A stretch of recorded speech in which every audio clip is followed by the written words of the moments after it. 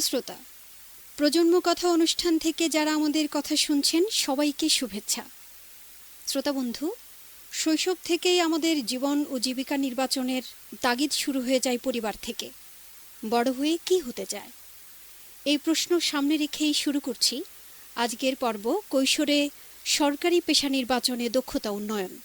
অনুষ্ঠানটি গ্রন্থনা করেছেন KM সানুল হক এবং অনুষ্ঠান উপস্থাপনায় আছি আমি শামীম আক্তার।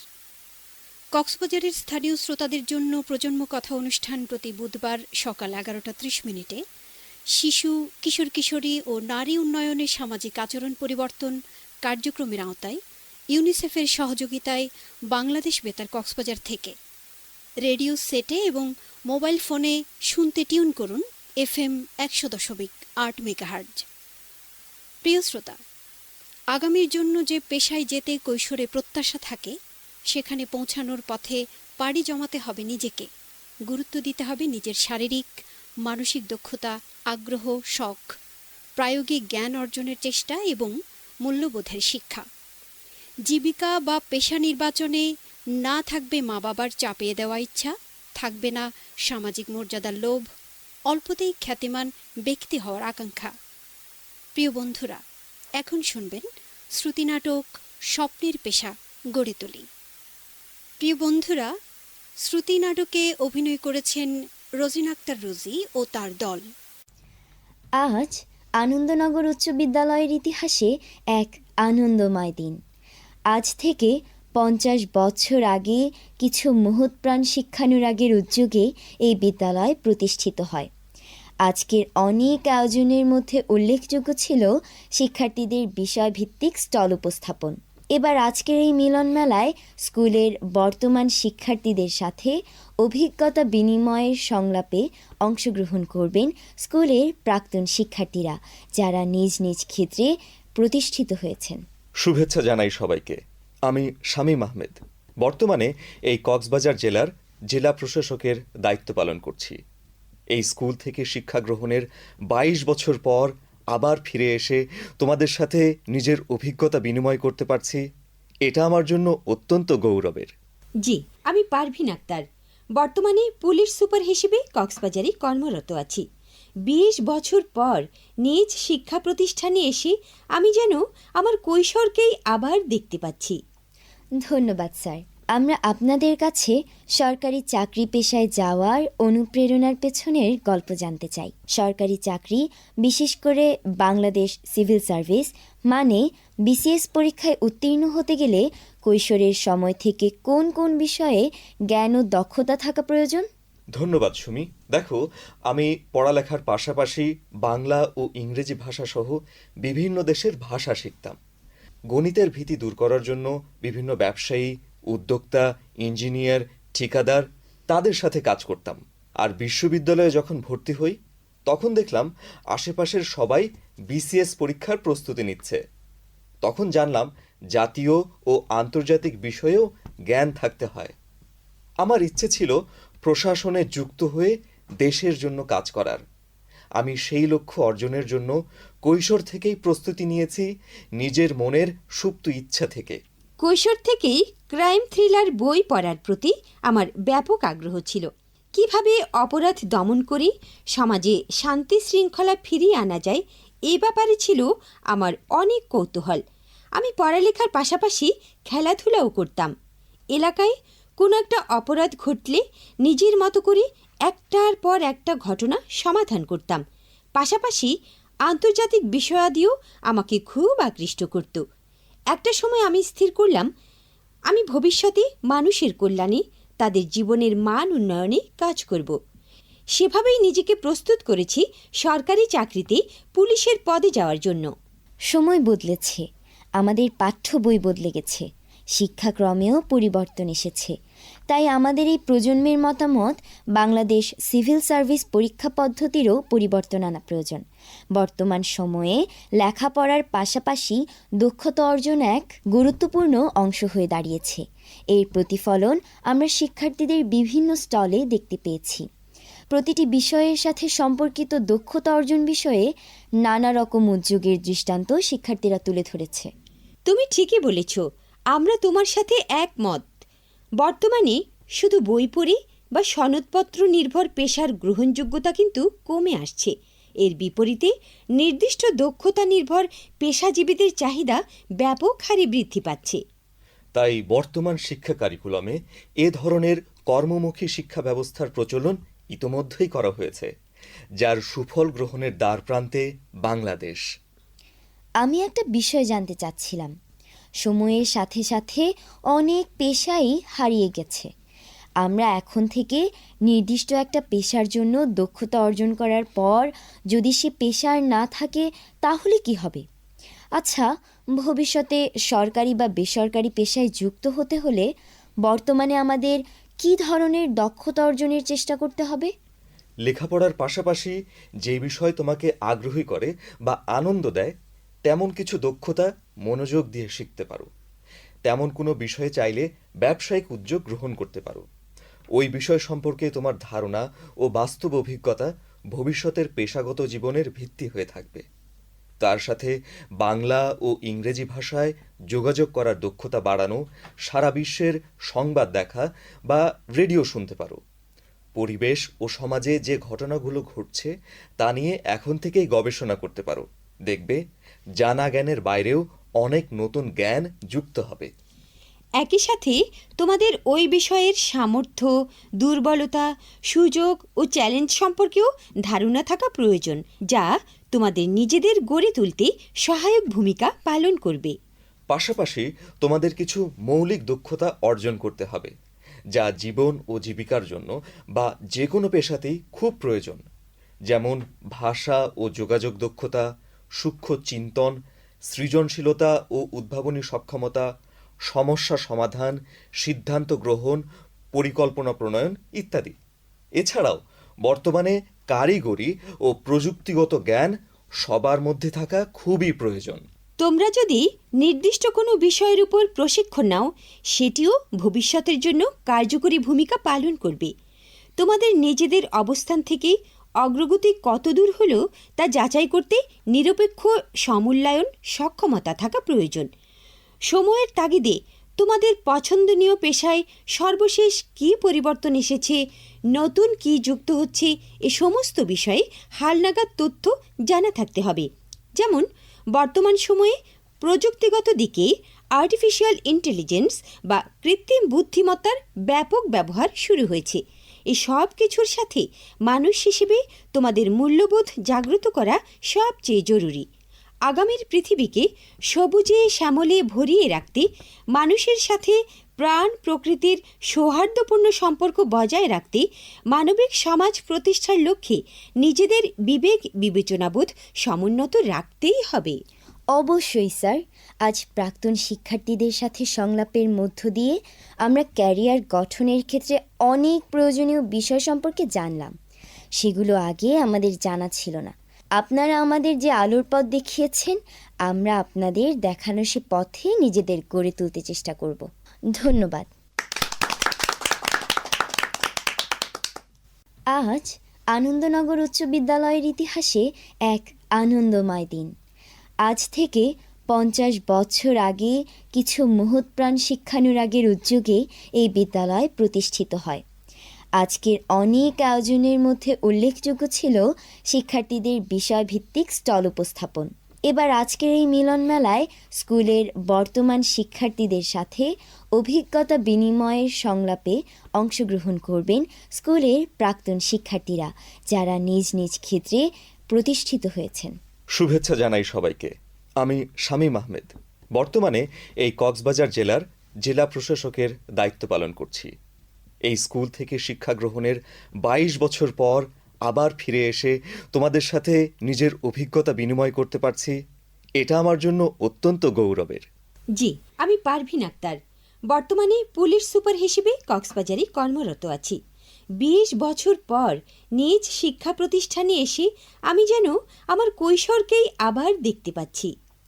ধন্যবাদ স্যার। আমরা আপনাদের কাছে সরকারি চাকরি পেশায় যাওয়ার অনুপ্রেরণার পেছনের গল্প জানতে চাই। সরকারি চাকরি, বিশেষ করে বাংলাদেশ সিভিল সার্ভিস মানে বিসিএস পরীক্ষায় উত্তীর্ণ হতে গেলে কৈশোরের সময় থেকে কোন কোন বিষয়ে জ্ঞান ও দক্ষতা থাকা প্রয়োজন? ধন্যবাদ সুমি। দেখো, আমি পড়ালেখার পাশাপাশি বাংলা ও ইংরেজি ভাষা সহ বিভিন্ন দেশের ভাষা শিখতাম। গণিতের ভীতি দূর করার জন্য বিভিন্ন ব্যবসায়ী, উদ্যোক্তা, ইঞ্জিনিয়ার, ঠিকাদার তাদের সাথে কাজ করতাম। আর বিশ্ববিদ্যালয়ে যখন ভর্তি হই তখন দেখলাম আশেপাশের সবাই বিসিএস পরীক্ষার প্রস্তুতি নিচ্ছে। তখন জানলাম জাতীয় ও আন্তর্জাতিক বিষয়েও জ্ঞান থাকতে হয়। আমার ইচ্ছে ছিল প্রশাসনে যুক্ত হয়ে দেশের জন্য কাজ করার। আমি সেই লক্ষ্য অর্জনের জন্য কৈশোর থেকেই প্রস্তুতি নিয়েছি, নিজের মনের সুপ্ত ইচ্ছা থেকে। কৈশোর থেকেই ক্রাইম থ্রিলার বই পড়ার প্রতি আমার ব্যাপক আগ্রহ ছিল। কিভাবে অপরাধ দমন করে সমাজে শান্তি শৃঙ্খলা ফিরিয়ে আনা যায় এ ব্যাপারে ছিল আমার অনেক কৌতূহল। আমি পড়ালেখার পাশাপাশি খেলাধুলাও করতাম। এলাকায় কোনো একটা অপরাধ ঘটলে নিজের মতো করে একটার পর একটা ঘটনা সমাধান করতাম। পাশাপাশি আন্তর্জাতিক বিষয়াদিও আমাকে খুব আকৃষ্ট করত। একটা সময় আমি স্থির করলাম আমি ভবিষ্যতে মানুষের কল্যাণে, তাদের জীবনের মান উন্নয়নে কাজ করব।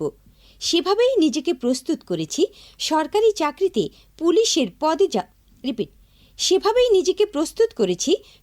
চাকরিতে পুলিশের পদে যাওয়ার জন্য। সময় বদলেছে, আমাদের পাঠ্য বই বদলে গেছে, শিক্ষাক্রমেও পরিবর্তন এসেছে। তাই আমাদের এই প্রজন্মের মতামত বাংলাদেশ সিভিল সার্ভিস পরীক্ষা পদ্ধতিরও পরিবর্তন আনা প্রয়োজন। বর্তমান সময়ে লেখাপড়ার পাশাপাশি দক্ষতা অর্জন এক গুরুত্বপূর্ণ অংশ হয়ে দাঁড়িয়েছে। এর প্রতিফলন আমরা শিক্ষার্থীদের বিভিন্ন স্টলে দেখতে পেয়েছি। প্রতিটি বিষয়ের সাথে সম্পর্কিত দক্ষতা অর্জন বিষয়ে নানা রকম উদ্যোগের দৃষ্টান্ত শিক্ষার্থীরা তুলে ধরেছে। তুমি ঠিকই বলেছ, আমরা তোমার সাথে একমত। বর্তমানে শুধু বই পড়ে বা সনদপত্র নির্ভর পেশার গ্রহণযোগ্যতা কিন্তু কমে আসছে। এর বিপরীতে নির্দিষ্ট দক্ষতা নির্ভর পেশাজীবীদের চাহিদা ব্যাপক হারে বৃদ্ধি পাচ্ছে। তাই বর্তমান শিক্ষা কারিকুলামে এ ধরনের কর্মমুখী শিক্ষা ব্যবস্থার প্রচলন ইতোমধ্যেই করা হয়েছে, যার সুফল গ্রহণের দ্বারপ্রান্তে বাংলাদেশ। আমি একটা বিষয় জানতে চাচ্ছিলাম, সময়ের সাথে সাথে অনেক পেশাই হারিয়ে গেছে। আমরা এখন থেকে নির্দিষ্ট একটা পেশার জন্য দক্ষতা অর্জন করার পর যদি সে পেশার না থাকে তাহলে কি হবে? আচ্ছা, ভবিষ্যতে সরকারি বা বেসরকারি পেশায় যুক্ত হতে হলে বর্তমানে আমাদের কী ধরনের দক্ষতা অর্জনের চেষ্টা করতে হবে? লেখাপড়ার পাশাপাশি যে বিষয় তোমাকে আগ্রহী করে বা আনন্দ দেয় তেমন কিছু দক্ষতা মনোযোগ দিয়ে শিখতে পারো। তেমন কোনো বিষয়ে চাইলে ব্যবসায়িক উদ্যোগ গ্রহণ করতে পারো। ওই বিষয় সম্পর্কে তোমার ধারণা ও বাস্তব অভিজ্ঞতা ভবিষ্যতের পেশাগত জীবনের ভিত্তি হয়ে থাকবে। তার সাথে বাংলা ও ইংরেজি ভাষায় যোগাযোগ করার দক্ষতা বাড়ানো, সারা বিশ্বের সংবাদ দেখা বা রেডিও শুনতে পারো। পরিবেশ ও সমাজে যে ঘটনাগুলো ঘটছে তা নিয়ে এখন থেকেই গবেষণা করতে পারো। দেখবে জানা জ্ঞানের বাইরেও অনেক নতুন জ্ঞান যুক্ত হবে। একই সাথে তোমাদের ওই বিষয়ের সামর্থ্য, দুর্বলতা, সুযোগ ও চ্যালেঞ্জ সম্পর্কেও ধারণা থাকা প্রয়োজন, যা তোমাদের নিজেদের গড়ে তুলতে সহায়ক ভূমিকা পালন করবে। পাশাপাশি তোমাদের কিছু মৌলিক দক্ষতা অর্জন করতে হবে, যা জীবন ও জীবিকার জন্য বা যে কোনো পেশাতেই খুব প্রয়োজন। যেমন ভাষা ও যোগাযোগ দক্ষতা, সূক্ষ্ম চিন্তন, সৃজনশীলতা ও উদ্ভাবনী সক্ষমতা, সমস্যা সমাধান, সিদ্ধান্ত গ্রহণ, পরিকল্পনা প্রণয়ন ইত্যাদি। এছাড়াও বর্তমানে কারিগরি ও প্রযুক্তিগত জ্ঞান সবার মধ্যে থাকা খুবই প্রয়োজন। তোমরা যদি নির্দিষ্ট কোনো বিষয়ের উপর প্রশিক্ষণ নাও, সেটিও ভবিষ্যতের জন্য কার্যকরী ভূমিকা পালন করবে। তোমাদের নিজেদের অবস্থান থেকে অগ্রগতি কতদূর হলো তা যাচাই করতে নিরপেক্ষ সমূল্যায়ন সক্ষমতা থাকা প্রয়োজন। সময়ের তাগিদে তোমাদের পছন্দনীয় পেশায় সর্বশেষ কী পরিবর্তন এসেছে, নতুন কী যুক্ত হচ্ছে, এ সমস্ত বিষয়ে হালনাগাদ তথ্য জানা থাকতে হবে। যেমন বর্তমান সময়ে প্রযুক্তিগত দিকে আর্টিফিশিয়াল ইন্টেলিজেন্স বা কৃত্রিম বুদ্ধিমত্তার ব্যাপক ব্যবহার শুরু হয়েছে। এই সব কিছুর সাথে মানুষ হিসেবে তোমাদের মূল্যবোধ জাগ্রত করা সবচেয়ে জরুরি। আগামীর পৃথিবীকে সবুজে শ্যামলে ভরিয়ে রাখতে মানুষের সাথে প্রাণ প্রকৃতির সৌহার্দ্যপূর্ণ সম্পর্ক বজায় রাখতে মানবিক সমাজ প্রতিষ্ঠার লক্ষ্যে নিজেদের বিবেক বিবেচনাবোধ সমুন্নত রাখতেই হবে। অবশ্যই স্যার, আজ প্রাক্তন শিক্ষার্থীদের সাথে সংলাপের মধ্য দিয়ে আমরা ক্যারিয়ার গঠনের ক্ষেত্রে অনেক প্রয়োজনীয় বিষয় সম্পর্কে জানলাম। সেগুলো আগে আমাদের জানা ছিল না। আপনারা আমাদের যে আলোর পথ দেখিয়েছেন, আমরা আপনাদের দেখানো সে পথে নিজেদের গড়ে তুলতে চেষ্টা করব। ধন্যবাদ। প্রিয় শ্রোতা বন্ধু, এতক্ষণ শ্রুতি নাটক স্বপ্নের পেশা গড়ে তুলি শুনলেন। এবারে সময় হলো একটি গান শোনার। প্রিয় শ্রোতা বন্ধু, চলুন এবার একটি গান শোনা যাক।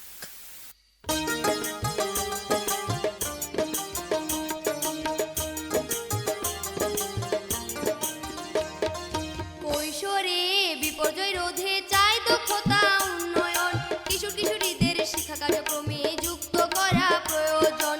কৈশোরে বিপর্যয় রোধে চাই দক্ষতা উন্নয়ন, কিশোর কিশোরীদের শিক্ষা কার্যক্রমে যুক্ত করা প্রয়োজন।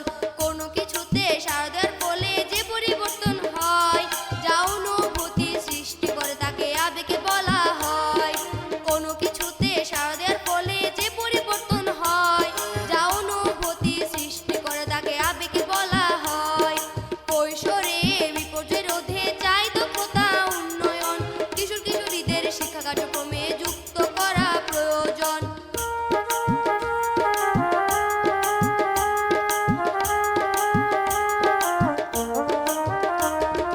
আবেগ হলো দেহের আলোড়িত অবস্থা, আবেগ নিয়ন্ত্রণে থাকতে হবে সক্ষমতা।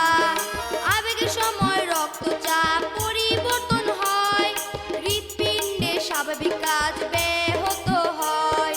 কৈশোরে বিপর্যয় রোধে চাই দক্ষতা উন্নয়ন, কিশোর কিশোরীদের শিক্ষা কার্যক্রমে যুক্ত করা প্রয়োজন।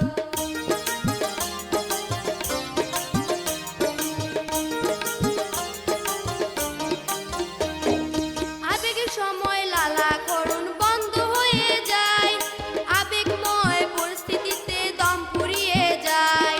আবেগ পরিবর্তনে ব্যাহত হয় পাকস্থলীর ক্রিয়া, তীব্র আবেগে হয় লোমের প্রতিক্রিয়া। কৈশোরে বিপর্যয় রোধে চাই দক্ষতা উন্নয়ন, কিশোর কিশোরীদের শিক্ষা কার্যক্রমে যুক্ত করা প্রয়োজন।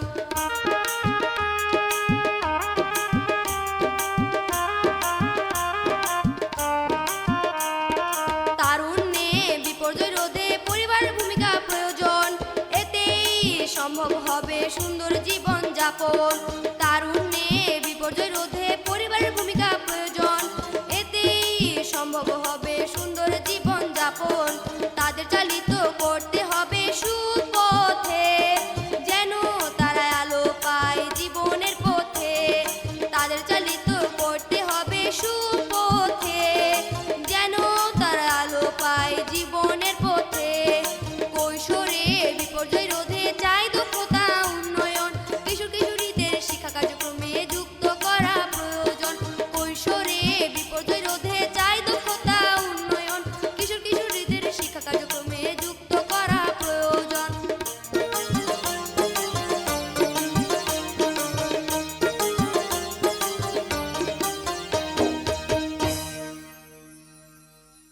প্রিয় শ্রোতা বন্ধু, এতক্ষণ আপনারা শুনলেন শ্রুতি নাটক স্বপ্নের পেশা গড়ে তুলি। অনুষ্ঠানের এ পর্যায়ে কৈশোরে সরকারি পেশা নির্বাচনে জ্ঞান ও দক্ষতা উন্নয়ন প্রয়োজন সে বিষয়ে উপস্থিত শ্রোতাদের যুক্ত করে মতবিনিময় করতে বিশেষজ্ঞ অতিথি হিসেবে আমাদের স্টুডিওতে উপস্থিত আছেন জনাব রাসেল, পিপিএম সেবা, অতিরিক্ত পুলিশ সুপার, উখিয়া সার্কেল। সম্মানিত অতিথি, আপনাকে আমাদের স্টুডিওতে স্বাগত জানাচ্ছি। প্রিয় শ্রোতা, শুরুতেই আসছি একজন কিশোরী বন্ধুর কাছে। তার কাছে জানতে চাইব, বর্তমানে পাঠ্য বই বদলে গেছে, শিক্ষাক্রমেও পরিবর্তন এসেছে এবং মূল্যায়ন পদ্ধতিও বদলে গেছে। তাই এই প্রজন্মের জন্য যদি বাংলাদেশ সিভিল সার্ভিস পরীক্ষা হয়, তবে পরীক্ষা পদ্ধতির কোথায় পরিবর্তন আনা প্রয়োজন? তোমার বাস্তব অভিজ্ঞতা ও মতামত কি? সরকারি পেশা যত ধরনের আছে তার সাথে মিল রেখে শিক্ষা জীবন শেষ করার সুযোগ পাওয়া। না হলে কেউ হয়তো পড়ল ইতিহাসে, পরবর্তীতে চাকরি পেয়ে যোগ দিল পররাষ্ট্র মন্ত্রণালয়ের অধীনে। তাহলে যারা আন্তর্জাতিক বিষয়ে পড়ালেখা করলো তারা ভবিষ্যতে কি করবে? আবার অনেকে ব্যবসা শিক্ষা অনুষদ থেকে পাশ করে যোগ দিচ্ছে পুলিশে, অথচ যা শিখলো তা কাজে লাগানোর সুযোগ না পেয়ে আবার নতুন করে একের পর এক প্রশিক্ষণ নিতে হচ্ছে। ইঞ্জিনিয়ারিং পড়ে চাকরি না পেয়ে শুরু করেছে MBA কোর্স। তাই আমাদের মতো কিশোর কিশোরীদের সিদ্ধান্ত নিতে কষ্ট হয়। আমরা দেখতে পাচ্ছি 4 থেকে 5 বছর একটা বিষয়ে পড়ালেখার পর আবার বিশ্ববিদ্যালয়ের ভর্তি পরীক্ষার যুদ্ধে নামতে হচ্ছে, অথচ সে 4-5 বছরে কোনো অঙ্ক সে বিষয়ে ছিল না, আবার নতুন করে শিখতে হচ্ছে। যে কাজগুলোতে বিশেষ দক্ষতার প্রয়োজন হয় তার প্রশিক্ষণ পড়ালেখার পাশাপাশি কৈশোর থেকে নেওয়া প্রয়োজন।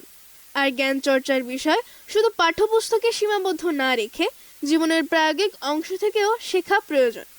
তাই আমার মতামত, সরকারি পেশার মধ্যে যে ক্যাটাগরিতে জ্ঞানের পাশাপাশি দক্ষতা প্রয়োজন সে BCS মানে বাংলাদেশ সিভিল সার্ভিস পরীক্ষা HSC পাশ করার পর নেওয়া প্রয়োজন, যাতে তারা সম্ভাব্য দক্ষতার সাথে মিল রেখে জ্ঞান অর্জন করে প্রয়োগ করতে পারে।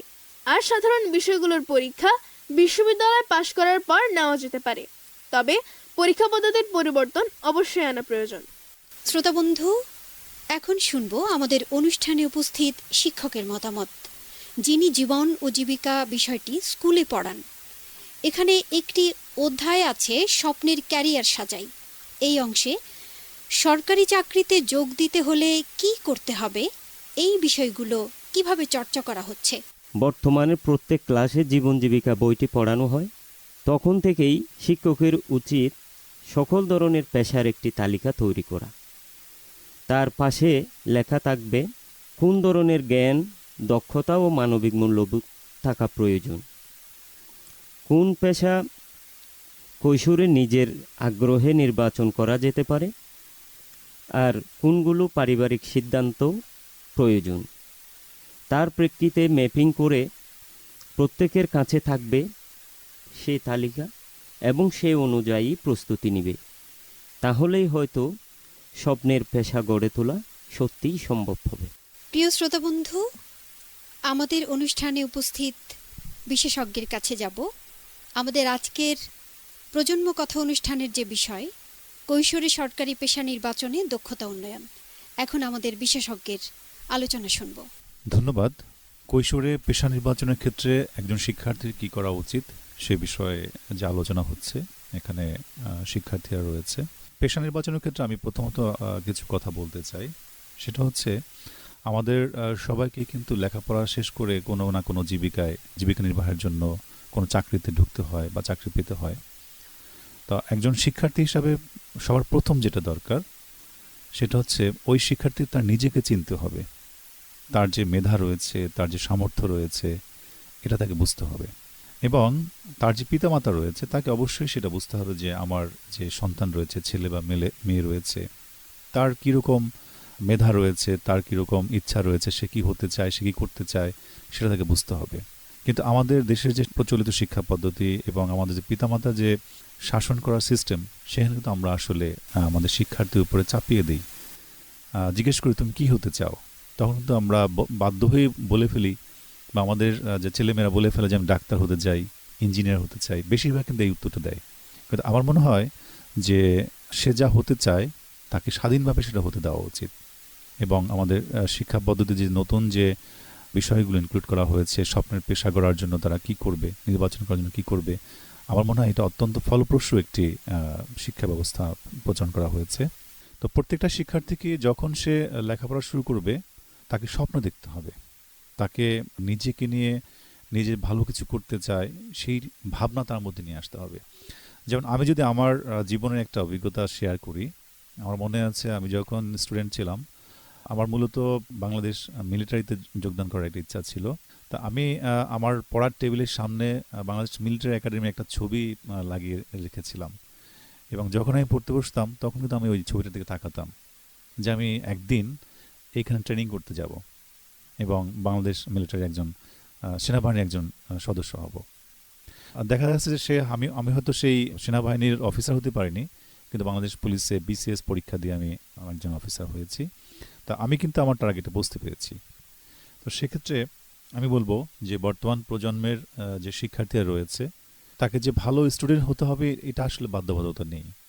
হ্যাঁ, তাকে তার নিজেকে চিনতে হবে, নিজেকে বুঝতে হবে এবং নিজের স্বপ্ন পূরণে প্রতিনিয়ত তাকে পড়াশোনা করতে হবে, কাজ করতে হবে। এখন আমরা মনে করি যে ভালো পড়লেই মনে হয় ভালো ছাত্র হওয়া যাবে, ভালো চাকরি পাওয়া যাবে, ভালো কিছু করা যাবে। আসলে কিন্তু না। আমি যেখানে যেতে চাই, আমি যেটা করতে চাই, প্রতিনিয়ত প্রতি মুহূর্তে আমার মনে বা আমার হৃদয়ে নক করতে হবে যে এটা আমি হতে চাই, এটা আমি করতে চাই। এবং আমার যেটা আত্মবিশ্বাস সেটা হচ্ছে যে কোনো শিক্ষার্থী যদি চায় যে আমি আমার লক্ষ্যে পৌঁছাবো, সে অবশ্যই পারবে। এখানে ব্যর্থ হওয়ার বা ভাবার কোনো অবকাশ নেই যে আমার দ্বারা এটা সম্ভব না। আমি মনে করি প্রত্যেকটা মানুষেরই ভালো কিছু করা, তার ইচ্ছা পূরণ করা, স্বপ্ন পূরণ করা সম্ভব। এজন্যই নিজেকে কখনো অবহেলা করা যাবে না, বা নিজের পিতামাতা যারা আছেন, অভিভাবক যারা রয়েছেন, শিক্ষক যারা রয়েছেন, তাদেরকে কিন্তু শিক্ষার্থীকে তার যে সুপ্ত প্রতিভা, তার যে মনের গহীনে যে লুকানো রয়েছে, সে একজন ভবিষ্যতে দেশের প্রতিনিধি হবে, একজন সরকারি কর্মকর্তা হবে, একজন বিশেষ ক্যাডার হবে। আমি মনে করি একজন শিক্ষক যদি একজন শিক্ষার্থীকে প্রতিদিনই এই কথাটা বলে, সাপোজ যেমন একটা স্টুডেন্ট নাম হচ্ছে কামাল, তুমি তো ম্যাজিস্ট্রেট হবে, তুমি তো এএসপি হবে, তোমার মধ্যে সেই সম্ভাবনা আছে। এই যে শিক্ষকের বক্তব্য শুনবে এবং বাবা মা যদি বলে যে বাবা তুমি একজন ভালো মানুষ হবে, দেশপ্রেমিক হবে, তুমি একজন সরকারি কর্মকর্তা হবে, এইভাবে প্রতিদিন তাকে শোনানো হয়। আমরা কিন্তু একটু বলি না, আমরা বলি কি পড়াশোনা করো, সারাক্ষণ পড়াশোনা করো, তোমাকে ভালো পড়তে হবে, বেশি পড়তে হবে। এটা না বলে যদি তার মনের মধ্যে এই স্বপ্নটা দেওয়া যায় যে তোমাকে এটা হতে হবে, তোমার মধ্যেই সম্ভাবনা আছে, তোমাকে এরকম দেখতে মনে হয়, তোমার পার্সোনালিটি এই টাইপের, তখন কিন্তু তার মনের মধ্যে সেই বীজটা বপন হবে এবং সে আস্তে আস্তে কিন্তু সেই সাফল্যের দিকে এগিয়ে যাবে আমার মনে হয়। আরেকটা বিষয় হচ্ছে আমরা কিন্তু আসলে নিজেদেরকে মূল্যায়ন করি না, নিজেকে মূল্যবান মনে করি না। বর্তমান প্রজন্মের শিক্ষার্থীরা তারা বিশেষ করে যে আমাদের সোশ্যাল মিডিয়ার মধ্যে বেশি জড়িয়ে যাচ্ছে, মোবাইল ফোন ইউজ করছে বেশি সময়, এটা করে করে তারা কিন্তু আসলে তাদের যে সেই স্বপ্ন থেকে তারা বিচ্যুত হয়ে যাচ্ছে। আমরা যারা অভিভাবক যারা আছি, শিক্ষক যারা আছি এবং শিক্ষার্থী যারা আছি, যার যার অবস্থান থেকে সবাইকে কিন্তু এই লক্ষ্য পূরণে এগিয়ে যেতে হবে এবং প্রতিনিয়ত প্রতি মুহূর্তে নিজের স্বপ্ন বাস্তবায়নে আমার কি করণীয়। এবং আরেকটা বিষয় মনে রাখতে হবে যে আমি যাই কিছু করি না কেন এটা কিন্তু আমার নিজের জন্য। এই থিমটা মাথার মধ্যে রাখতে হবে যে আমি পড়াশোনা ভালো করলেও আমি ভালো করবো, সেটা আমার নিজের। আমি খারাপ করলেও, আমি ব্যর্থ হলেও সেটা আমার জীবনে, কারণ আমার ব্যর্থতার দায় কেউ নেবে না। একটা কথা আছে, success has many fathers but failure has no mother. অর্থাৎ আমি যদি সফল হই তখন দেখা যাবে সেই সফলতার দাবিদার কিন্তু অনেকেই হবে, আর ব্যর্থ হলে, ফেলিউর হলে সেটা কিন্তু আমার নিজের থেকে যাবে। সুতরাং আমি মনে করি যে জীবিকা আমাদের যে পেশা নির্বাচনের ক্ষেত্রে আমার যে সক্ষমতা রয়েছে, প্রথম থেকে শিক্ষার্থী চিন্তা করবে, শিক্ষক তাকে বোঝাবে এবং অভিভাবক তাকে বলবে যে বাবা তোমার মধ্যে কিন্তু এই সম্ভাবনা রয়েছে, এবং সেভাবে যদি সে নিজেকে চিন্তা করে, ভাবে এবং প্রতিদিনেই প্রতি মুহূর্তেই তার এই কালচার করে, পাশাপাশি যে আমাদের গতানুগতিক যে পড়াশোনা রয়েছে, বাংলা, ইংরেজি, গণিত, বিজ্ঞান, বিশেষ করে বিশেষ পরীক্ষা যদি আমরা কেউ ভালো করতে চাই, আমাকে অবশ্যই ফ্রি হ্যান্ড ইংরেজিতে লিখতে হবে। ইংরেজি বলার দরকার নাই, হ্যাঁ মনে করি ইংরেজি লিখতে হবে, প্রচুর ইংরেজি লিখতে হবে। এবং আমার আশেপাশে কি ঘটছে, অর্থাৎ প্রতিদিনেই নিউজ পেপার পড়তে হবে, টেলিভিশন সংবাদ শুনতে হবে, রেডিওতে সংবাদ শুনতে হবে। আমার চোখ, কান, আমার যে পঞ্চ ইন্দ্রিয় রয়েছে, এটাকে সচেতন করতে হবে কি হচ্ছে চারিদিকে। প্রতিদিনে যখন আমাদের মধ্যে এই ইনফরমেশনগুলো ইনস্টল হবে, তখন এক পর্যায়ে কী হবে, আমার মেধা, আমার স্মৃতিশক্তি বৃদ্ধি পাবে, আমার মধ্যে ইনফরমেশন গ্যাদার হবে, তখন কিন্তু আমি যে কোনো পরীক্ষায় বসবো, আমি ভালো করতে পারবো। তা আমার মনে হয় শিক্ষার্থী যারা আমাদের এই শ্রোতা বন্ধুরা আমার অনুষ্ঠান শুনছেন, প্লাস যারা আছেন, আমি একটা বিষয় বলবো যে আমাদের চোখ কান খোলা রাখতে হবে, আমাদের আশেপাশে কী ঘটছে প্রতিনিয়ত সেই বিষয়গুলো জানতে হবে, এবং আমার নিজেকে কোনো একটা উচ্চ অবস্থানে একজন দেশপ্রেমিক নেতা হওয়ার জন্য আমাকে স্বপ্ন দেখে এগিয়ে যেতে হবে। ধন্যবাদ জানাচ্ছি আমাদের আজকের অনুষ্ঠানের সম্মানিত বিশেষজ্ঞ অতিথিকে। আমরা এবার যাব আমাদের অনুষ্ঠানে যে কিশোর কিশোরী, অভিভাবক এবং শিক্ষক রয়েছেন তাদের কাছে। তাদের যদি কিছু প্রশ্ন থাকে আমাদের অতিথির কাছ থেকে জানার, তাহলে তারা প্রশ্ন করতে পারে। আমরা এখন চলে যাব আমাদের কিশোর বন্ধুর কাছে। আসসালামু আলাইকুম, আমি নাবিদ মাহবুব আবতাহি। আমাদের আজকের উপস্থিত বিশেষজ্ঞ অতিথির কাছে আমার প্রশ্ন, বর্তমান সময়ে আমাদের অধিক জনসংখ্যা থাকা সত্ত্বেও আমরা দক্ষ জনশক্তি গঠনে ব্যর্থ হচ্ছি। এই জনসংখ্যাকে জনশক্তিতে রূপান্তরিত করতে পরিবার, বিদ্যালয় অথবা অন্যান্য সরকারি অঙ্গ সংগঠন কীভাবে ভূমিকা রাখতে পারে? শ্রোতা বন্ধু, আমাদের আরেকজন কিশোর বন্ধু আছে, তার কাছ থেকে আমরা একটি প্রশ্ন জানব। কিশোর বন্ধু। আসসালামু আলাইকুম, আমার নাম শামীমুল হক মাহি। আজকে উপস্থিত বিশেষজ্ঞ অতিথির কাছে আমার একটি প্রশ্ন আছে। প্রশ্নটি হলো, কৈশোরে জ্ঞান ও দক্ষতা অর্জনের ক্ষেত্রে সবচেয়ে বড় প্রতিবন্ধকতা কী? প্রিয় শ্রোতা বন্ধু, আমাদের আজকের অনুষ্ঠানের পরপর দুজন কিশোর বন্ধুর কাছ থেকে আমরা প্রশ্ন শুনলাম। এবার আমরা যাব আজকের আমাদের অনুষ্ঠানে সম্মানিত বিশেষজ্ঞ অতিথির কাছে। ধন্যবাদ নাভিদ তোমার চমৎকার প্রশ্নের জন্য। তুমি বলেছো যে আমাদের যে বিশাল জনগোষ্ঠী রয়েছে তাকে কিভাবে দক্ষ জনশক্তিতে রূপান্তর করা যায়। প্রকৃতপক্ষে আমাদের সকল মানুষকেই বা সকল শিক্ষার্থীদের যে বিসিএস ক্যাডার হতে হবে আসলে বিষয় কিন্তু সেরকম না। আমাদের এখানে বর্তমানে কিন্তু কারিগরি শিক্ষার যথেষ্ট পরিমাণে ক্ষেত্র সৃষ্টি হয়েছে এবং বাংলাদেশ সরকার মাননীয় প্রধানমন্ত্রী তিনি কিন্তু এই দক্ষ জনশক্তি তৈরি করার জন্য বিভিন্ন ধরনের প্রশিক্ষণ প্রতিষ্ঠান তৈরি করেছেন এবং কারিগরি শিক্ষার শিক্ষিত হওয়ার জন্য কিন্তু ব্যাপক প্রচার প্রচারণা করা হচ্ছে। তো সেক্ষেত্রে আমার মনে হয় যে আমরা আমাদের যে মেধার যে লেভেল রয়েছে সবাই যে আমরা ভালো একটা অবস্থান যেতে পারবো তা না। আমাদের কাউকে অফিসার হতে হবে, কাউকে অফিসের জুনিয়র অফিসার হতে হবে, তাই না? কারণ একটা অফিস চালাতে হলে কিন্তু সেখানে বিভিন্ন শ্রেণী পেশার লোক দরকার হয়। এখন সবাই তো আমরা অফিসের ম্যানেজিং ডিরেক্টর হই, এমডি হই, তাহলে অফিসটা পরিষ্কার করবে কে, তাই না? তো সেক্ষেত্রে তোমার প্রশ্ন উত্তর আমি বলছি যে কারিগরি শিক্ষায় শিক্ষিত করার মাধ্যমে আমাদের যে বিপুল পরিমাণ জনশক্তি রয়েছে এদেরকে দক্ষ জনশক্তি রূপান্তর করা সম্ভব। এরপর শামীম সুন্দর একটি প্রশ্ন করেছো যে কৈশোরে জ্ঞান ও দক্ষতা অর্জনের প্রতিবন্ধকতা কী। আমি অবশ্য আমার আগে আলোচনায় কিন্তু কিছু বিষয় আলোকপাত করেছিলাম।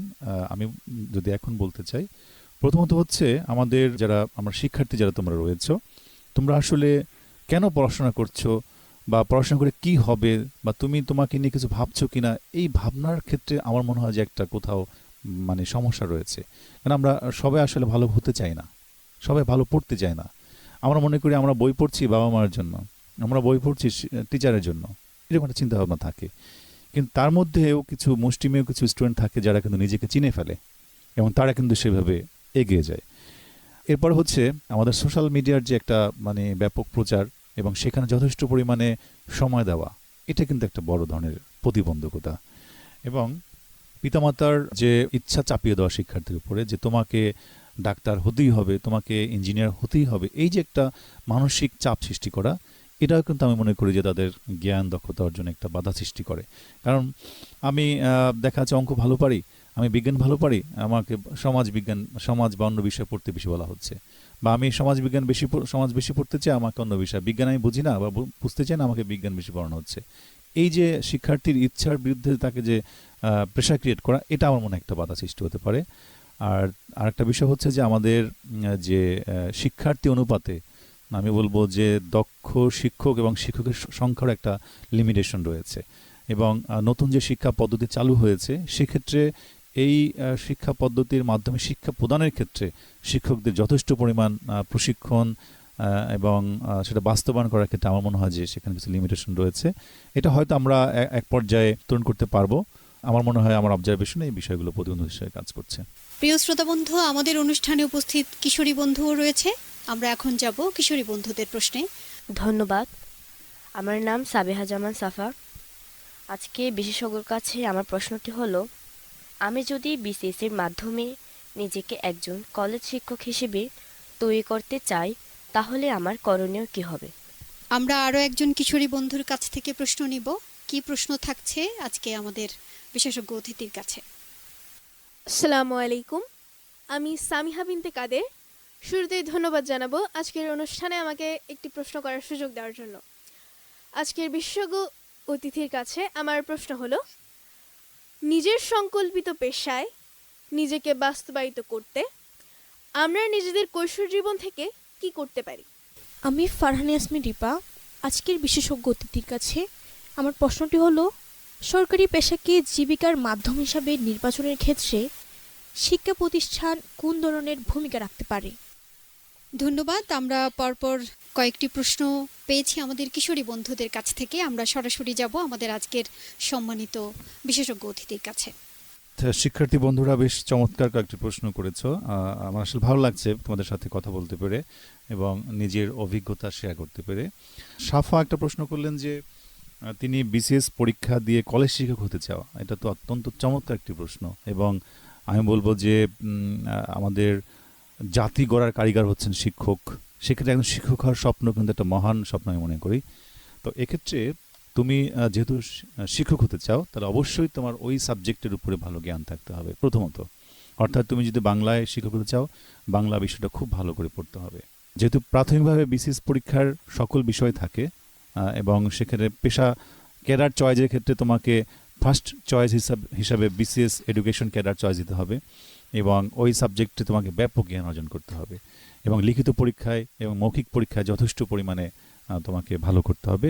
প্রাথমিক যেহেতু প্রিলিমিনারি পরীক্ষা হবে এবং রিটেন পরীক্ষা হবে, প্রিলিমিনারি পরীক্ষায় কিন্তু সকল বিষয় থাকবে, বাংলা, অঙ্ক, ইংরেজি, সাধারণ জ্ঞান, মনস্তাত্ত্বিক বিষয়, আইকিউ, বিভিন্ন ধরনের টার্ম থাকবে। এই বিষয়গুলো তোমাকে প্রথম থেকে প্রতিটা বিষয়ের সাথে পরিচিত হতে হবে এবং নিয়মিত প্র্যাকটিস করতে হবে। দ্বিতীয়ত হচ্ছে যখন তুমি অনার্স কমপ্লিট করে ফেলবে, তখন যখন পরীক্ষা অবতীর্ণ হবে তখন তোমার সাবজেক্টের উপরে যথেষ্ট পরিমাণ দখল নিতে হবে। তো যাই হোক, আমি আশা করি তুমি হয়তো ভবিষ্যতে একজন শিক্ষক হবে, সেই স্বপ্ন তোমার বাস্তবায়ন হোক। সামিহা একটু প্রশ্ন করেছে যে নিজের পছন্দের পেশায় যেতে কি করণীয়। নিজের পছন্দের পেশায় প্রথম করণীয় হচ্ছে আমাকে পেশাটা চয়েস করতে হবে যে আমি আসলে কি করতে চাই। এক নম্বর কাজ, যেমন আমি সাবিহা, আমি 8ম শ্রেণীতে পড়ি, আমি কি করতে পারি, আমি কি লিডারশিপটা ভালো পারি, আমি কি ভালো বক্তব্য দিতে পারি, আমি কি বিজ্ঞানটা ভালো বুঝি, আমি অঙ্কটা ভালো বুঝি, কি করতে আমার ভালো লাগে, এইটা আগে চয়েস করতে হবে। যেমন ভালো লাগাটা কি, আমি কি করতে আমার কি করলে আমি নিজেকে ভালো লাগে। যখন তোমার মনে হলো যে না আমি আমার ডাক্তারি করতে মনে হয়, চিকিৎসা করতে ভালো লাগবে। যেমন তোমার কথার প্রসঙ্গে আমি একটু আমার পিছনের লাইফের উদাহরণটা শেয়ার করি। আমি কিন্তু সায়েন্স ব্যাকগ্রাউন্ডের স্টুডেন্ট। যখন আমি ক্লাস 9-এ পড়ি তখন আমার মনে আছে যে আমার ডাক্তার হওয়ার প্রথম দিকে একটা স্বপ্ন ছিল। তা আমি কি করতাম, রাতের বেলা যখন পড়তে বসতাম তখন টিকটিকি ধরে আমি একটু অপারেশন করতাম। অপারেশন করে পেট টেট কেটে দেখে টেকে আবার সেলাই করে আবার ছেড়ে দিতাম। তো দেখতাম সে টুকটুক করে হেঁটে যাচ্ছে। এরপরে যে বালিশের মধ্যে ইঞ্জেকশন পুশ করতাম। ক্লাস ক্যাপ্টেন ছিলাম, আমি লিডারশিপটা পছন্দ করতাম, অর্থাৎ গাইড করতে, আমার যারা সমসাময়িক স্টুডেন্ট যারা রয়েছে এদেরকে মোটিভেশন করতে, এদেরকে কোনো একটা কাজের লিড দেওয়া, আমি এগিয়ে যাওয়া, এই কাজটা করতে পছন্দ করতাম। তাহলে আমি তোমাকে বলবো যে তুমি যদি তোমার পছন্দের পেশা নির্বাচন করতে চাও, আগে তুমি তোমার নিজের কোয়ালিটি এবং পছন্দের সাথে তুমি আগে কমিটমেন্ট করো যে আসলে আমার কি হতে চাই আমি।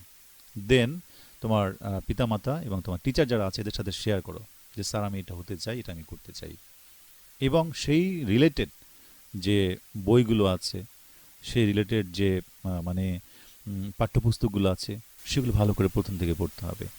আর আমি আমার আগের বক্তব্য বলেছি যে প্রতিদিনেই নিউজ পেপার মাস্ট। বাংলাদেশ সহ বিশ্বের কোথায় আনাচে কানাচে কী হচ্ছে না হচ্ছে, এটার জন্য তোমাকে সারাদিন পড়াশোনা করতে হবে না, এটা তুমি তোমার হাতের মুঠোই কিন্তু পেয়ে যাচ্ছ। এটা করতে হবে। কারণ কি, বিশেষ পরীক্ষায় বা যে কোনো নিয়োগ পরীক্ষার প্রশ্ন কোত্থেকে আসে, এই আমাদের চারিপাশ থেকে আসে, এই যে আমাদের পাঠ্যপুস্তক এখান থেকে আসে।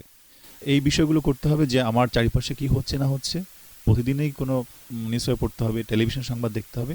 এই প্রতিদিন তুমি দেখবা, দেখা থেকে তোমার মধ্যে এক ধরনের সম্পদ জমা হবে। ব্যাংকে যেমন আমরা টাকা জমা করি, ঠিক তোমার মধ্যে এরকম ইনফরমেশন জমা হবে। এই ইনফরমেশন জমা হতে হতে যখন তুমি পরীক্ষা অবতীর্ণ হবা, তখন কি তোমার স্বপ্নের সাথে তোমার এই যে মূলধনগুলো তুমি জমা করলা, তখন সেটা বাস্তবায়ন হবে। আর যদি এমন হয় যে না আসলে তুমি কোনো কান্ডারিবিহীন নৌকার মতো ছুটে বেড়াচ্ছ, পানিতে ভাসতেছো, কোথায় যাচ্ছ, তোমার কোনো টার্গেট নাই, ইউ হ্যাভ নো ডেস্টিনেশন, তোমার কোনো ডেস্টিনেশন নাই, তুমি কিছু করতে পারবে না। প্রথমে তোমার ডেস্টিনেশন ফিক্স করতে হবে। আমার কি ভালো লাগে, আমি কি করতে চাই এবং আমার দ্বারা কি করা সম্ভব, এটা ঠিক করে তারপর তোমার যে স্টেক হোল্ডার যারা আছে, তোমার পিতামাতা, তোমার টিচার, তোমার সমসাময়িক ক্লাসমেট, তোমার সিনিয়র যারা এই বিভিন্ন চাকরি করছে, এদের সাথে শেয়ার করে করে আস্তে আস্তে নিজের যে জ্ঞান সেটা সমৃদ্ধ করে ফেলতে হবে। এবং আমার মনে হয় যে কোনো না কোনো একটা ভালো কিছু করা অবশ্যই সম্ভব হবে। ধন্যবাদ সম্মানিত বিশেষজ্ঞ অতিথি। প্রিয় শ্রোতা বন্ধু, আমাদের আজকের অনুষ্ঠানের উপস্থিত কিশোর কিশোরী বন্ধু, তাদের সাথে মা বাবাও রয়েছেন। আমরা এখন অভিভাবকদের মধ্যে একজন মায়ের প্রশ্ন শুনি। আসসালামু আলাইকুম, আমি খায়রুন্নেসা মুন্নি, আমি একজন অভিভাবক। ধন্যবাদ আজকে আমাকে এই অনুষ্ঠানে সুযোগ দেওয়ার জন্য। বিশেষজ্ঞ অতিথির কাছে আজকে আমার প্রশ্ন, সরকারি পেশাকে জীবিকা হিসেবে নির্বাচনের ক্ষেত্রে কৈশোর বয়স থেকে একজন কিশোর বা কিশোরীকে কোন কোন পদক্ষেপ নিতে হবে? আরেকজন অভিভাবক আমাদের মধ্যে আছেন, আমরা তার কাছ থেকে একটু জানবো তিনি আমাদের অতিথির কাছে কি প্রশ্ন রাখছেন। আজকের সম্মানিত বিশেষজ্ঞ অতিথির কাছে আমার জানতে চাওয়া যে সন্তানের পেশাগত জীবনের প্রস্তুতির ক্ষেত্রে একজন অভিভাবক হিসেবে আমরা কি কি ভূমিকা রাখতে পারি? আমরা সম্মানিত অভিভাবক বৃন্দের প্রশ্নও পেয়ে গেছি, আমরা উত্তর খুঁজবো আমাদের সম্মানিত বিশেষজ্ঞ অতিথির কাছে। তো এখানে আমি একজন মা এবং একজন বাবার প্রশ্ন শুনলাম। প্রশ্ন উত্তর দিতে গিয়ে আমি আমার বাবা মায়ের কথা একটু বলি। আমার বাবাও একজন সরকারি কর্মকর্তা ছিলেন। তো আমার বাবা কিন্তু সবসময় একটা কথা বলতেন যে তোমাকে একজন ভালো মানুষ হতে হবে।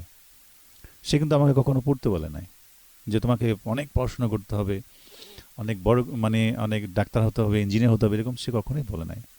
সে বলছে যে তোমাকে ভালো কিছু করতে হবে এবং একজন ভালো মানুষ হতে হবে, দেশপ্রেমিক হতে হবে। তো আসলে অভিভাবকের ভূমিকাটা কিন্তু আমি মনে করি যে একজন শিক্ষার্থীর জীবনে সবচেয়ে বড় গুরুত্বপূর্ণ, প্রথম হচ্ছে মা এবং দ্বিতীয় হচ্ছে বাবা, তৃতীয় হচ্ছে শিক্ষক মণ্ডলী যারা থাকেন। কারণ একজন শিশু কিন্তু প্রথম থেকে বাবা মাকেই সবচেয়ে বেশি অনুকরণ করে। তাদের পার্সোনালিটি, তাদের কথাবার্তা, তাদের আচার আচরণ, তাদের চিন্তা চেতনা পুরোটাই কিন্তু এই শিক্ষার্থীর মধ্যে বা বাচ্চার মধ্যে ইনস্টল হয়। সেক্ষেত্রে অভিভাবকের প্রধান যেটা দায়িত্ব হচ্ছে তার বাচ্চাকে বা তার সন্তানকে বুঝতে পারা যে আমার সন্তানের সে তার মধ্যে কতটুকু সামর্থ্য আছে এবং তার পছন্দটা কোন দিকে। এখন আমার সন্তানের পছন্দ হচ্ছে ডাক্তারি পড়া, আমি তাকে প্লেন চালানোর জন্য উদ্বুদ্ধ করছি। আমার সন্তানের ইচ্ছা হচ্ছে শিক্ষক হওয়া, আমি তাকে পুলিশ হওয়ার জন্য বলছি। তো আমাদের প্রথম কাজ হচ্ছে অভিভাবকদের যে সন্তানকে জাজ করা, তার মেধা, যোগ্যতা, ধ্যান ধারণা, চিন্তাভাবনা, গবেষণা করে তাকে বুঝতে পারা যে আমার সন্তানকে সে কি হতে চায়। 2 নম্বর হচ্ছে যখন আমরা তাকে নিয়ে কালচার করব, গবেষণা করব এবং বোঝার চেষ্টা করব, তাকে সেই মানের শিক্ষা প্রতিষ্ঠান এবং সেই মানের শিক্ষক দিয়ে তাকে পড়াশোনার দিকে মনোযোগী করতে হবে। 3 নম্বর হচ্ছে কোনো কিছু আমরা তার উপর চাপিয়ে দেব না, না এটা তোমাকে করতেই হবে, এটা আমরা কখনোই বলবো না। এই যে চাপিয়ে দেওয়ার কারণে কিন্তু ওরা আসলে মেন্টালি ডাইভার্ট হয়ে যায়। 4 নম্বর হচ্ছে এই যে শিক্ষার্থীরা সোশ্যাল মিডিয়া যাতে খুব বেশি সময় অপচয় না করে, এবং আরটা হচ্ছে যে তার যে বন্ধু বান্ধব হয়েছে, কার সাথে আমার সন্তানটা মিশছে, কার সাথে সে কোথায় যাচ্ছে, এটা আমাদের বুঝতে হবে। কিন্তু আমরা কিন্তু বরাবর একটা কাজ করি কি, যে আমরা আমাদের যে বয়স 35-40 এই বয়সের মেন্টালিটি দিয়ে আমরা 8-10 বছরের শিশুকে বা তাকে আমরা জাজ করি। No, never. আমাকে যখন আমার বয়স 35-40 যাই হোক না কেন, আমি যখন আমার বাচ্চাকে শাসন করব বা তাকে যখন স্বপ্ন দেখাবো, আমাকে ওর 10 বছর বয়সে আমাকে চিন্তা করতে হবে। ওই বয়সে গিয়ে তাকে আমরা বলবো যে বাবা এটা করা ঠিক, এটা করা ঠিক না। অর্থাৎ তাকে কখনো কোনো অতিরিক্ত প্রেশার ক্রিয়েট করা, চাপিয়ে দেওয়া যাবে না। এবং তার যে বন্ধু বান্ধব, ফ্রেন্ড সার্কেল, কার সাথে মিশছে, কোথায় যাচ্ছে, কি করছে না করছে, এবং সে যেন অকপটে, তার সাথে আমাদের একটা সম্পর্ক হতে হবে, ফ্রেন্ডলি সম্পর্ক, যাতে সে অকপটে যেন আমাকে সব কিছু খুলে বলে, সে যেন কোনো কিছু না লুকায়। সর্বোপরি আমাদের স্বপ্ন থাকবে যে আমার সন্তান একজন দেশপ্রেমিক ভালো মানুষ হিসাবে গড়ে উঠবে এবং একটি ভালো পেশায়, সম্মানজনক পেশায় সে এগিয়ে যাবে। এই জন্য তাকে মূল্যায়ন করতে হবে। আমরা কিন্তু শিক্ষার্থীরা, অভিভাবকরা কী করি, সন্তানদেরকে মূল্যায়ন করতে চাই না এবং কম্পেয়ার করি যে অমকে ভালো করছে, অমকের ছেলে বৃত্তি পেয়েছে, অমকের ছেলে ক্যাডার হয়েছে, তোমার দ্বারা জীবনে কিছু সম্ভব না, নেগেটিভ ওয়ার্ডগুলো ছুড়ে দিই। নেভার। এই কখনোই আমরা সন্তানদের উপরে নেগেটিভ ওয়ার্ডগুলো ছুড়ে দেব না। তাদেরকে ভালোবাসবো, তাদের সক্ষমতাকে মূল্যায়ন করব এবং তাদের নিয়ে আমরা নিজেরাও স্বপ্ন দেখব। বর্তমানে পড়ালেখার পাশাপাশি যে ধরনের জ্ঞান, দক্ষতা এবং মূল্যবোধ অর্জন করতে হয়, তা শিখতে গিয়ে কোথাও কোনো ধরনের সমস্যা হচ্ছে কিনা এ বিষয়ে আমরা এখন পরামর্শ করব। প্রথমে বলছি, কৈশোরে সরকারি বা বেসরকারি চাকরির পেশা নির্বাচনে কি কি সমস্যা হচ্ছে তা আগে আমরা চিহ্নিত করব এবং ভবিষ্যতে সামাজিক উদ্যোক্তা তৈরি করতে গেলে কিশোরী নিজেরা কোন ধরনের সামাজিক ব্যবসা চালু করতে চায় এটা নিয়ে আমরা আলোচনা করব। আমাদের দেশে বর্তমান সরকারের দক্ষ পরিচালনায় নিরক্ষরতার হার খুবই কম এবং প্রায় সকলে শিক্ষার সুযোগ পাচ্ছে। তবুও আমরা দক্ষতার অভাবে স্বপ্নের পেশায় যোগদানে ব্যর্থ হচ্ছে, কারণ আমরা দক্ষতা অর্জন ছেড়ে শুধুমাত্র গতানুগতিক লেখাপড়া শেষে সার্টিফিকেটের পেছনে দৌড়াচ্ছি। এ বিষয়ে আমার মতামত হলো, প্রত্যেকে আলাদা আলাদা প্রতিভা নিয়ে এই পৃথিবীতে জন্মগ্রহণ করেছে, কিন্তু অনেকেই তাদের সুপ্ত প্রতিভাকে বিকাশ ঘটাতে ব্যর্থ হচ্ছে। তাই পরিবার ও বিদ্যালয়ের উচিত পড়াশোনার পাশাপাশি এই সুপ্ত প্রতিভাকে খুঁজে বের করে শানিত করে এগিয়ে দিয়ে এই শিশুদেরকে আগামী প্রতে আলোর যাত্রী হিসেবে গড়ে তুলতে। এছাড়া বিভিন্ন সরকারি বেসরকারি দক্ষতা উন্নয়নমূলক প্রশিক্ষণ নেওয়া যেতে পারে। আমার নাম সাবেহা জামান সাফা। আমাদের সমাজে অনেক সময় মেয়েদের চাকরি করাটা স্বাভাবিকভাবে মেনে নেয় না। তাই এই সমস্যার সমাধানে আমাদের উচিত সমাজের মানুষদের দৃষ্টিভঙ্গি পরিবর্তনের জন্য নারী পুরুষের সমতা বিষয়ে সচেতনতা বৃদ্ধি করা। কৈশোরে পেশা নির্বাচনের ক্ষেত্রে অনেক সময় আমরা সিদ্ধান্তহীনতায় ভুগি। এই সমস্যার সমাধানের জন্য আমাদের কৈশোর বয়স থেকে পেশা নির্ধারণ করতে হবে ও সেই পেশা সম্পর্কে বিস্তারিত জানতে হবে। এছাড়া লক্ষ্যে পৌঁছানোর জন্য নিজেকে মানসিকভাবে প্রস্তুত ও দক্ষ করে তুলতে হবে। কৈশোরে সরকারি কিংবা বেসরকারি চাকরির পেশা নির্বাচনে পারিবারিক সিদ্ধান্তের প্রভাব রয়েছে। আমি মনে করি শৈশব থেকে কৈশোর অবধি জীবনের যে কোনো গুরুত্বপূর্ণ সিদ্ধান্ত গ্রহণের ক্ষেত্রে পরিবারের জ্যেষ্ঠ সদস্যরা মনে করেন একজন কিশোর তার স্বভাবগত চাঞ্চল্যের কারণে অনেক সময় ভুল সিদ্ধান্ত নিতে পারে। তাই এ সময়ে পরিবার হতে নিবিড় পর্যবেক্ষণের মাধ্যমে যে কোনো সিদ্ধান্ত সহজে গ্রহণ করা যায়। শিক্ষার্থী বন্ধুদের সবার সমস্যা এবং মতামতের প্রেক্ষিতে আমি যেটা সামারাইজ করছি সেটা হচ্ছে যে, প্রথমত কোনো হীনমন্যতা ভোগা যাবে না, পরিবারের সিদ্ধান্ত চাপিয়ে দেওয়া যাবে না, এবং আজকে থেকেই এই মুহূর্তে থেকেই নিজেকে নিয়ে স্বপ্ন দেখতে হবে। নিজের যোগ্যতা সামর্থ্য বিবেচনা করে নিজেকে একজন দেশপ্রেমিক নাগরিক হিসাবে গড়ে তোলার জন্য কাজ করতে হবে এবং নিয়মিত নিজের স্বপ্ন বাস্তবায়নে কঠোর পরিশ্রম পড়াশোনা করতে হবে। প্রিয় শ্রোতা বন্ধু, আপনারা শুনলেন প্রজন্ম কথা অনুষ্ঠানের আজকের পর্ব, কৈশোরে সরকারি পেশা নির্বাচনে দক্ষতা উন্নয়ন। অনুষ্ঠান প্রচারিত হচ্ছে ইউনিসেফের সহযোগিতায় বাংলাদেশ বেতার কক্সবাজার থেকে FM 100.8 মেগাহার্জে। প্রিয় শ্রোতা, এখন শুনবেন শিক্ষা প্রতিষ্ঠানে পাঠ্য বই পড়ানোর পাশাপাশি কিভাবে কিশোর কিশোরীদের বিভিন্ন পেশায় যেতে কোন ধরনের যোগ্যতা অর্জন প্রয়োজন সেই বিষয়ে পরামর্শ। আজকের বিষয়ে করণীয় হল, প্রথমত ভাষা ও যোগাযোগ দক্ষতা ভালোভাবে শিখতে হবে। তারপর সাধারণ গণিত, বিজ্ঞান, প্রযুক্তিগত পরিবর্তন, পরিবেশ ও জলবায়ু, সামাজিক ব্যবস্থা এবং আন্তর্জাতিক বিষয়গুলো, সংবাদ এবং করণীয় হল, প্রথমত ভাষা ও যোগাযোগ দক্ষতা ভালোভাবে শিখতে হবে। তারপর সাধারণ গণিত, বিজ্ঞান, প্রযুক্তিগত পরিবর্তন, পরিবেশ ও জলবায়ু, সামাজিক ব্যবস্থা এবং আন্তর্জাতিক বিষয়গুলো, সংবাদ এবং গবেষণার প্রতিবেদন থেকে জানা। শারীরিক ও মানসিক স্বাস্থ্য সুরক্ষার জন্য প্রতিদিন হাঁটা, ব্যায়াম করা, পুষ্টিকর খাবার খাওয়া, শিল্প ও সাংস্কৃতিক কাজে যুক্ত থাকা, তার সাথে ধর্মীয় এবং সামাজিক মূল্যবোধের প্রতি শ্রদ্ধাশীল থাকা। প্রিয় শ্রোতা বন্ধু, এই অনুষ্ঠান সম্পর্কে সুনির্দিষ্ট মতামত জানাতে পারেন বাংলাদেশ বেতার কক্সবাজার কেন্দ্রের ফেসবুক পেজে।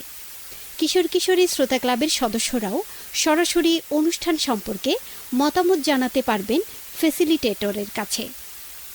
প্রিয় বন্ধুরা, আজকের মতো এখানেই বিদায় নিচ্ছি। যারা অনুষ্ঠানটি শুনেছেন এবং যুক্ত ছিলেন তাদের প্রত্যেককে জানাই আন্তরিক ধন্যবাদ। সকলের সুস্থতা কামনা করে শেষ করছি প্রজন্ম কথা অনুষ্ঠানের আজকের পর্ব, কৈশোরে সরকারি পেশা নির্বাচনে দক্ষতা উন্নয়ন। পরবর্তী অনুষ্ঠান নতুন বিষয়ে প্রতি বুধবার সকাল 11:30 শোনার আমন্ত্রণ রইল। প্রিয় শ্রোতা বন্ধু, জানিয়ে রাখি যারা আজকের অনুষ্ঠানটি নির্মাণ ও প্রচারে সহযোগিতা করেছেন। অনুষ্ঠান উপস্থাপনায় আমি শামীম আক্তার, গ্রন্থনায় KM সানাউল হক, রেকর্ডিং ও সম্পাদনায় কেংরি রাখাইন, অনুষ্ঠানটি প্রযোজনা করেছেন আহমদ মুনতাসির মুইজ চৌধুরী, তত্ত্বাবধানে মোহাম্মদ আশরাফ কবির, ইউনিসেফের পক্ষে পাণ্ডুলিপি সম্পাদনায় মনিরা পারভিন।